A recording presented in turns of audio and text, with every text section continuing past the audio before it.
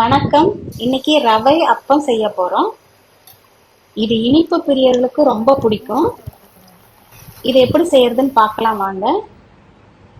இன்னைக்கு அரை கப்பு தான் நான் மெஷர்மெண்ட்டா எடுத்திருக்கேன். ஒரு பாத்திரத்துல அரை கப்பு ரவையை சேர்த்துக்கிறேன்.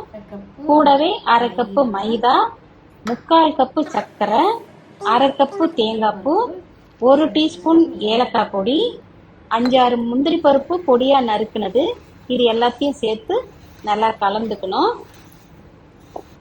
இப்போ நல்லா காய்ச்சி ஆற வச்ச பால் 200 ml எடுத்து இதுல சேர்த்து நல்லா கலந்துக்கணும். இப்ப நல்லா கலந்தாச்சு. இத அப்படியே மூடி போட்டு 1 மணி நேரத்துக்கு ஊற வச்சிடணும். இப்போ 1 மணி நேரம் ஆயாச்சு. இப்போ ஒரு கடாயில ரிஃபைன்ட் ஆயில் சேர்த்து சூடு பண்ணிக்கலாம். இந்த மாவு எப்படி இருக்குன்னு பார்க்கலாம். இது சரியா இருக்கு அப்போ பார்க்கறதுக்கு. இப்போ இந்த சூடு மிதமான சூட்ல இதை ஊற்றி எடுக்கணும். இது ஒரு கரண்டி எடுத்து இதில் நடுவில் விடணும்.